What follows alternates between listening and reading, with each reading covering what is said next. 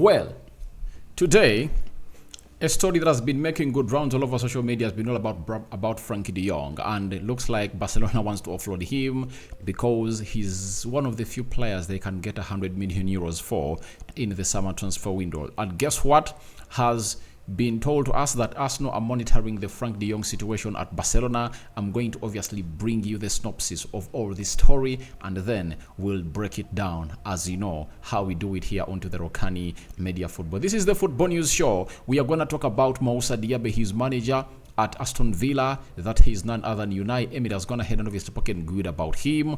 And then we are having the manager of Chelsea talking about Conor Gallagher and Enzo Fernandez on their late developing into his system, and the rest is gonna be history. Smash the like button, comment and share. If at all you're watching us for the very first time, endeavor to subscribe to this channel so as not to miss out on stories that we do upload in here on a daily. And this is Rokani David. You can as well call me RD, right? So it's really very, very important to note that it's a Friday in my country, soon turning into a Saturday, and we thank God for the gift of life. The Muslims, Barakallahu fikum. That's why we call upon you guys to come in through on a regular basis and subscribe, because we want to hit how many subscribers?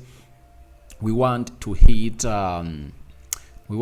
20,000 subscribers before the end of this month. So let's keep it a point, and let's see close to 200 likes much in this video as we talk Frenkie de Jong, 26-year-old player who is gonna make 27 years of age come the month of May this year, and in the summer, by the time his deal will be done, all his decision will be made either to stay at Barcelona or leave the side of Barcelona. He'll be 27 years of age. Now, who broke this story? He was known as 1Z TV, coming in through from Spain. He told us that Frenkie de Jong is not ruling out leaving Barcelona this summer. Manchester United are very interested in him. So then we got a story coming in from Relevo that Frenkie de Jong's future at Barcelona is more uncertain than ever. He's getting closer to leaving Barcelona. Barcelona will listen to any offers, will listen to any good offers for the player. Now, good offers for the player have to be around 100 million euros. And trust me, one no longer doubts the potential of Arsenal to go in and really signing a player of 100 million pounds, because they've already gone ahead to orchestrate it in the recently concluded summer transfer window of 2023 that they're really good at doing this, and they've gone ahead obviously coming through and go exactly where they deserve to be in as far as this is concerned. And I would like to confirm to you that Frenkie de Jong wants to leave the side of Barcelona, and he's having his reasons, and some of the reasons as to why he really wants to leave. Let me look for them here, because I've been really monitoring this story, and lots of posts have been put up onto my X. You can as well follow me at Rokani Media FB onto the X platform, where most of the stories are really put, and see what your thoughts are in there for you. Now, there is a story that has gonna hate to obviously be put up here, why Frenkie de Jong has gonna hate to decide to leave the side of Barcelona, and it's very, very, very, very touching. And this is what we've gotten to hear from Onze, that is Onze TV3.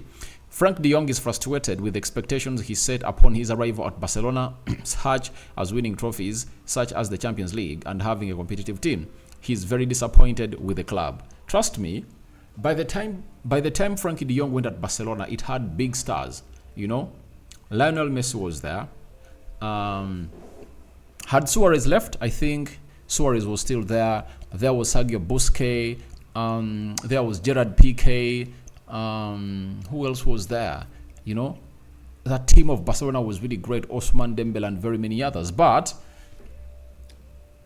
the moment he stepped into Barcelona, they faced into what we call a financial fair play problem. And that financial fair play problem came up to see to it that it really distorts all the transfers of Arsenal. You remember, Antonio Griezmann was there, and he was earning close to £780,000 a week. And Barcelona had gone ahead to dilute itself to a club that no longer recruits players because of its name, to a club that was paying huge salaries to these players. Even Frenkie de Jong, as we speak right now, he earns £500,000 a week.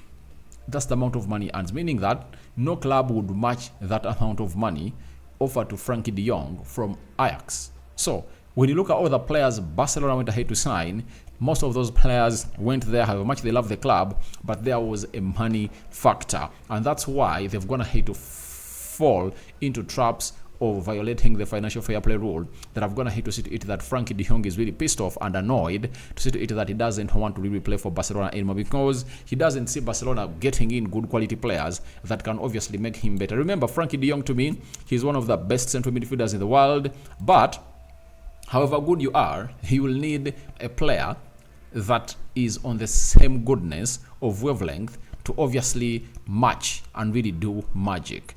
I'll tell you the historic football team I've ever gone ahead to see, the team of Pep Guardiola. When you start to look at it, Carlos Puyol, Gerard Piqué, Jordi Alba, you can obviously say, I think Van Bronckhorst was there. Then there was Dani Alves, Sergio Busquets, Xavi, Iniesta, Lionel Messi. Talk about this guy, was it Pedro? All those players that were playing at Barcelona were really world-class players that went ahead to take them to the sky. But when you look at Barcelona, when you talk about world-class, it looks like they're really having few players that are really world-class. When you look at their backline, I think Cancelo is world-class, and the rest have not gone ahead to attain that world-class level, likes of Araujo and very many others, meaning that they are trying to obviously be the next good thing in the world. Yet Barcelona used to be having the best of the best in the world. When you look at their midfield, Frenkie de Jong is world-class, Ilkay Gundogan is world-class, the rest are not world-class. Pedri and Gavi are just promising players that you think are going to be world-class. The other player, Oriol Romeo, I don't think he even qualifies to really be mentioned about in as far as world-class is concerned. When you look at the forwards, Lewandowski is world-class. I don't think that Rafinha is world-class. So they're really lacking what we call world-class players. And by the time Frenkie de Jong joined Barcelona, Barcelona had world-class players. And this has gone ahead to obviously cause his intent to leave the side of Barcelona and really look elsewhere. And guess what? Arsenal and Manchester City are monitoring Frenkie de Jong's situation at Barcelona. That is coming in through from high ITC, high TC football in there for you. And it's a good story for Arsenal fans all over the world, because for your club to go where you want it to be, it needs to be able to attract world-class players. That is it. Trust me, Arsenal wouldn't be the same when they're having Frenkie de Jong into that midfield. A single player like Jorginho went ahead to obviously do a role like that of Frenkie de Jong, and you saw how Arsenal had out of possession. And for Frenkie de Jong, he can operate well in a midfield of Declan Rice, Martin Odegaard, and Frenkie de Jong. That is it. So, by so doing, you would love to see him play for the side of Arsenal. And he's one of those players that Ten Hag has been following for a very long time. And if at all you follow me on my other channel, known as United Matters channel, you would have gone ahead to notice that I've already gone ahead to do that story down there, showing you why this guy is really crucial. And whichever team takes Frenkie de Jong, it's really gonna take quality, because he's just hit his prime and we know how good he is. Mikel Arteta knows exactly how to improve this player and make him better, because these are the kind of players that Mikel Arteta will always want. And to show you that, he has always dreamt of really playing for the club of Arsenal. While at Ajax, before he crossed to the side of Barcelona, these are the words that this guy went ahead to say about Arsenal. And remember, by then, Arsenal was not really performing very well. He said, I actually thought Arsenal was pretty beautiful in the past. So he has love for the side of Arsenal. He added and said, in my mind, I've for a long time. In my mind, I've had for a long time Ajax, Arsenal, and Barcelona. So he admires Arsenal, Barcelona, and Ajax. Now, when you look at that post, it was said way back in 2019 while he was still at Ajax before he crossed to Barcelona. Now, when you hear those three teams, which are the only two teams he has gone ahead to play for? It's Ajax and Barcelona. And who is out of that equation that he has always admired to play for and he hasn't gone ahead to play for that team? It's none other than Arsenal. So it shows you that one of his heart is at Arsenal and he loves Arsenal at heart. And when you look at how Arsenal is performing right now, guys, it's really very attractive. They can offer him the salary he wants.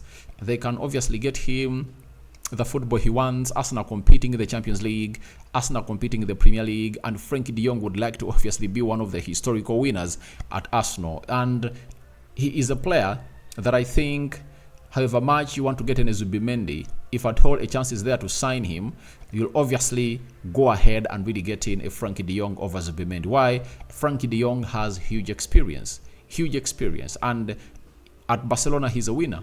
He has gone ahead to win the La Liga last season with Xavi. So he has a lot much more better than this guy, and maybe Arsenal really needs some huge experience into that side. And trust me, Arsenal can do good business with Barcelona by really going ahead to really do a swap and get Barcelona like 70 million pounds and add on Jorginho as a make-weight, because Barcelona have always admired Jorginho, and trust me, Jorginho at Barcelona will come in through and really at least try to act as a plaster on the wound for like 1 or 2 seasons as a replacement of Sergio Busquets, because he's a talented player. And I think if he's performing like at that level in the Premier League, that means in the La Liga he's gonna go there and really excel.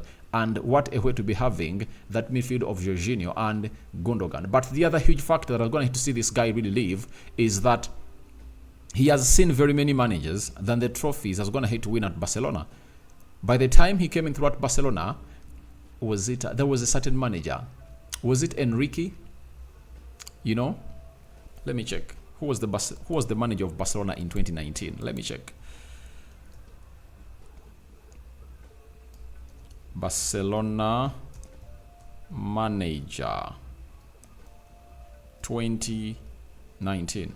Who signed this guy? I want to know who signed this guy. Who was the Barcelona manager in 2019? He was Jacques Saint-Étienne. So Jacques Saint-Étienne went ahead to sign this guy, and after Jacques Saint-Étienne, guess who came in through? Koeman came in through. After Koeman came in through, there came in through another manager known as, is it Xavi?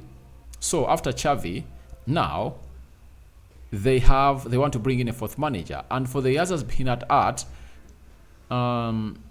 Barcelona, it's only Xavi that's going to hit to last, I think, more than 1.5 seasons at their side. So it looks like he's fed up of that. He wants a team that has what we call pure consistency, and it will give him dreams of really winning big titles, and I think Arsenal does it. But there are other teams that are interested into this guy.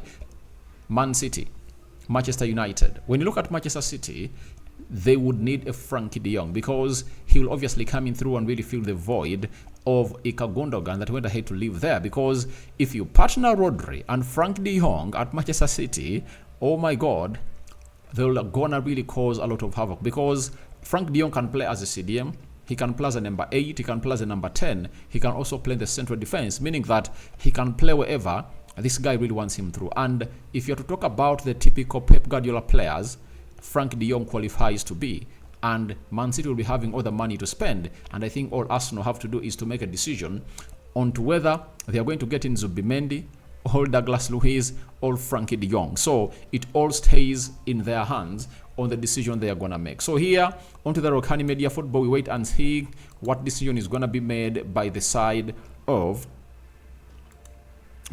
Arsenal on whether they are going to bring in 2 midfielders, Douglas Luiz and Frenkie de Jong, or Frenkie de Jong and Zubimendi, or Douglas Luiz and Zubimendi. We wait and see, because Arsenal is set to lose very many central midfielders this summer window. So we leave it at that, and we go to the side of Aston Villa. Aston Villa is playing Man United on Sunday. Now, Unai Emery has gonna obviously speak out a little bit onto the side of Moussa Diaby, who went ahead to pull one back when they're playing against Chelsea that knocked them out of the 4th round of the FA Cup. And he said, we are always trying to send him the same message. We are building a team collectively. You have to understand the practice a lot, how we can combine with different players in our tactical idea and get stronger when we face each match. So I think Moussa Diaby is one of those players that we need to give kudos ever since he came through the Premier League. He has been really putting in stats, and he's obviously one of those that is going to have to put in effort after effort in what we call the Premier League. So when you look at Moussa Diaby this season, his debut season in the Premier League. It's really very interesting, and I think his manager is really very okay with it. In the Premier League, he has played 23 games, 4 goals and 4 assists.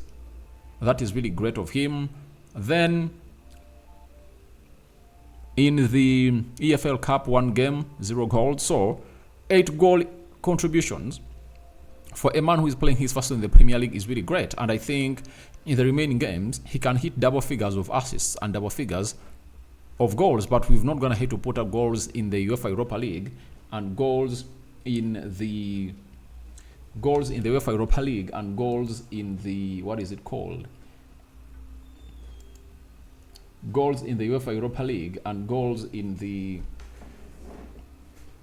UEFA Europa League and goals in the FA Cup, because it's quite against Chelsea. So he's going to really score goals, and I think he has a lot to do for his team when they're facing Man United on Monday. Then after that, let's go to the Chelsea manager, Mauricio Pochettino. Conor Gallagher and Enzo Fernandez were on target when they were really knocking out Aston Villa from the FA Cup.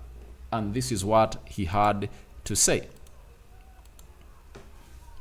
The manager said, "It was only a matter of time. Great for Conor Gallagher. Also, feels so happy because they deserve to feel this way and feel happy. Enjoy playing football. These guys work so hard." Now, he had to obviously come in through and really hail them. Do you know why? Because it's really that one moment that you'll obviously have to come in through and really hail your manager and for turning around the results. Chelsea are going to have to lose 2 games consecutively in a row, and they had really a huge pressure ahead of them. And I think him keeping himself alive in the Carabao Cup, FA Cup tournaments, I think it really buys him time in his boss's office.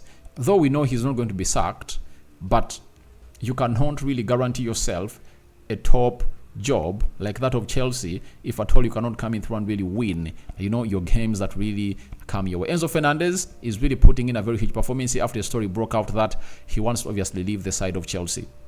And today that's what is going to be broken, that he wants to go to Barcelona, and he has been offered to Barcelona. So we don't know how that's going to happen, but we wait and see whether this will happen. And he added, little by little, we are recovering players, the way we are training, the way the players behave, we are improving. It's about to win the next game and get the feelings we got from Aston Villa. So I think they're going to play, is it Chelsea next? So if Chelsea is coming down the way, it will be really very important to note that it's really good to have a person like this. So that's what I had for you here onto the Rokani Media Football. What do you make about the stories? We're going to have to discuss about Arsenal monitoring Frenkie de Jong situation at Barcelona.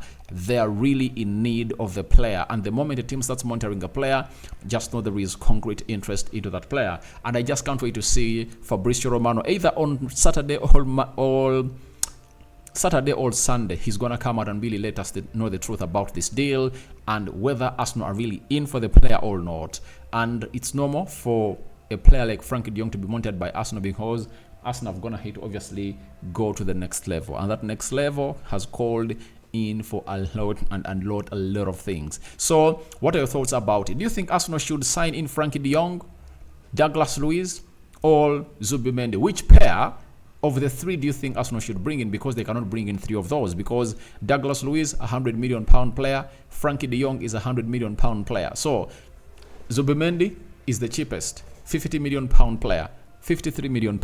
So it looks like it will be either Douglas Luiz and Zubimendi, or Frenkie de Jong and Zubimendi.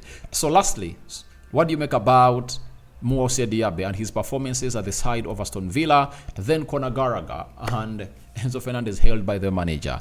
May the living to God bless you abundantly. Rokani David remains my name. I sign out for now. See you later. That video of the day. Hope you've gone ahead to enjoy this marathon. You guys, we are here not to stop, and we are here to present you the best that you guys deserve. Ciao, ciao. Those going to bed, good night. Those going to the club, drink responsibly and get back home tomorrow alive to see to it that we get into the mix. Premier League football, Everton are playing away at Man City, early kickstarter. Liverpool coming later. You know, we're having Tottenham Hotspur and Brighton, some huge games. And it's on Sunday that Arsenal is going to be taking on the side of West Ham at the London Stadium. Another London derby. I've predicted that game to end 3-1 in favor of Arsenal.